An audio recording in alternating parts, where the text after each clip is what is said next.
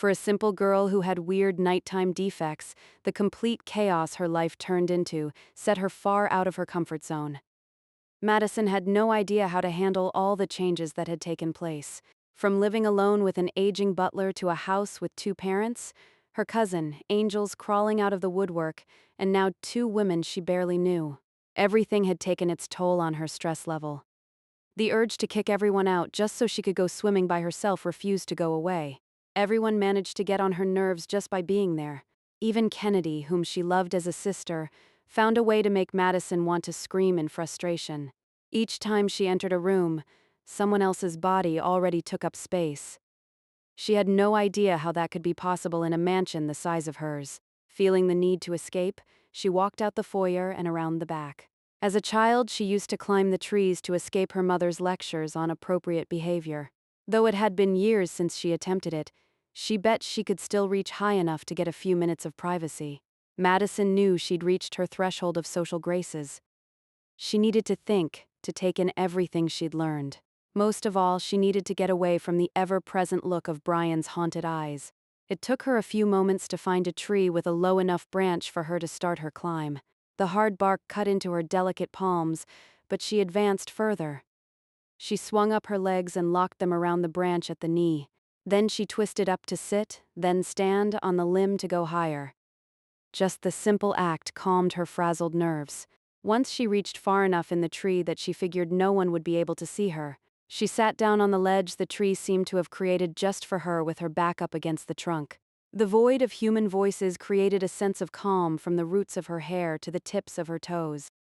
Madison breathed a sigh of relief. You'll have to find another tree. This one is mine. The sound of a deep male voice scared Madison so badly. She jerked back and would have fallen from her perch had two strong hands not grabbed her first.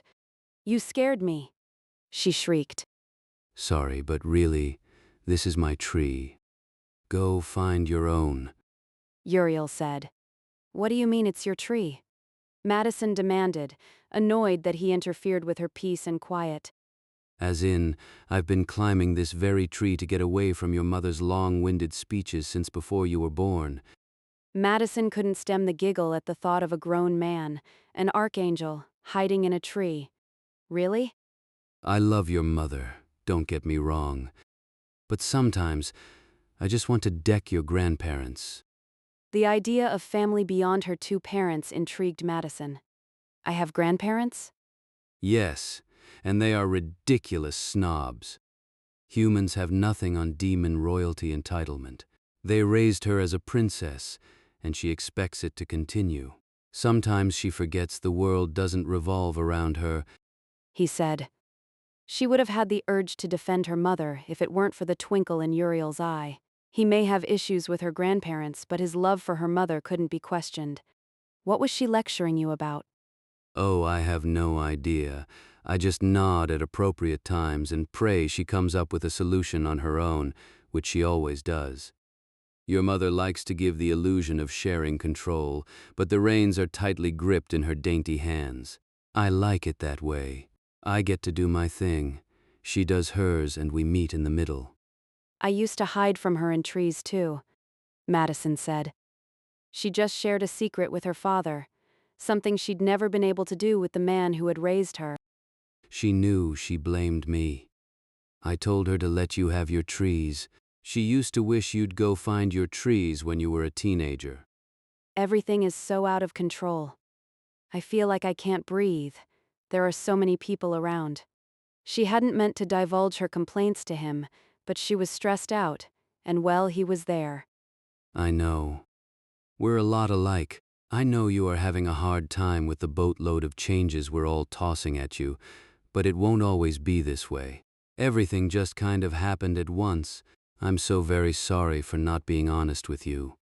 Madison turned on the branch so she could look at the man who helped create her. She viewed him as a father instead of as a stranger. Through eyes which held no condemnation, she tried to see what he'd been through, and if she could understand enough to forgive him. I know you probably won't understand, but you took away the one person in my life who I thought would never leave me.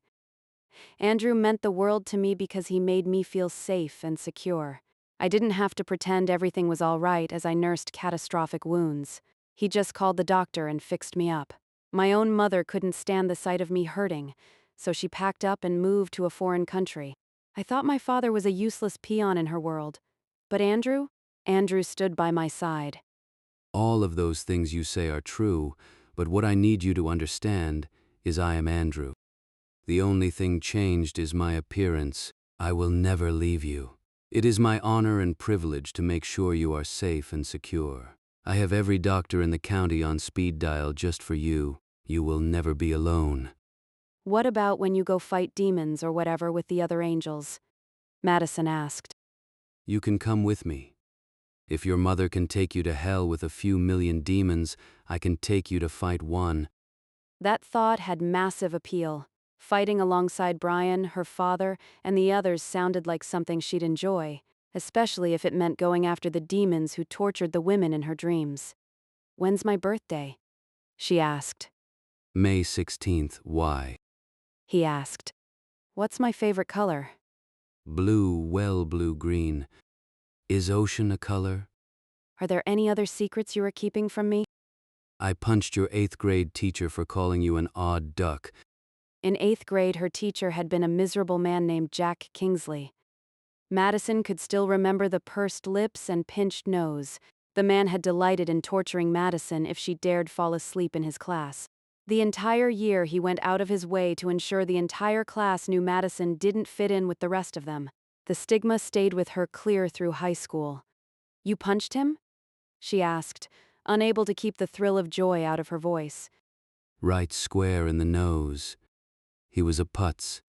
Somehow that one act proved far beyond anything he could have said. He'd always been there for her in one way or another. She only wished he hadn't waited 30 years to tell her. I forgive you, she said. I'm glad. Now, as your father, can I offer some advice? She didn't know how he went from being forgiven to jumping right into fatherly advice, but she nodded anyway. Brian doesn't understand human emotions. He sees things exactly as they are without the social and emotional baggage we carry. He's led an exceptionally sheltered existence. He only worked with young children and has never learned about human nature after adolescence. In angel culture, he had no expectation of ever finding a mate. He would have been grateful to live only to serve his wards and forego any chance of finding happiness for himself. Madison couldn't do anything but stare at Uriel. That's awful. So, he's never even had a girlfriend before? We kept close tabs on him while he learned the ropes on Earth. His entire world consists of making sure the ward he saved is taken care of and swimming. He has no patience for human interactions. Well, and food. The boy loves to eat. I don't know how to respond to this, Madison said. A rustle of the wind blew between them, and she swore she could smell azaleas in bloom. I'm only telling you this because it's obvious to everyone in the house. But him, you are pretty ticked off. You must lay things out for him. He will never be able to guess. The heat of a blush rose up and she hung her head in shame. Everyone knew? Uriel nodded. You all but bit Michael's head off for using your kitchen as they planned on which portals to blow up. I'm so sorry, I just got so overwhelmed.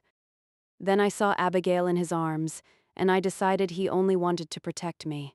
Kennedy made me question my thought process, but it's not like he's forthcoming with his own thoughts or feelings. He's a man. Stereotypes are there for a reason. You must lead this dance until he finds his footing. I can assure you he's not at all interested in Abigail. He said she talked too much and wouldn't stop staring at him. Oh great, now I have to apologize twice. Once for sneaking off into hell and for assuming he wouldn't be interested in me beyond someone woman he needs to take a few bullets for. Uriel laughed. Madison took a moment to look at him. His jawline mirrored her own. While she knew she had her mother's eyes, she had her father's mouth. He put his hand on her shoulder, and she covered it with her own. Do you think we can start over? He asked. I don't think we have to. Just be here, be a part of my life and be honest. That's all we need to get past this. I can't imagine anywhere else I'd rather be. They sat in silence while Madison digested the information she'd learned about Brian. It made sense. He wouldn't have a clue why she got offended when she saw him with Abigail on the front steps. They needed to have a heart-to-heart, and she needed to let him know she wanted more from him than a strong arm and the ability to guard her from danger. One thing she knew for certain, this might be her father's tree, but he had to share it with her. Do you think Mastema will come after Tiffany and Abigail? Madison asked. Her father sighed. No, Mastema isn't looking for Tiffany and Abigail. He's looking for someone who can create portals which lead to both heaven and hell. He's looking for me, isn't he? She asked, though she'd long since figured out the answer. He already knows where to find you.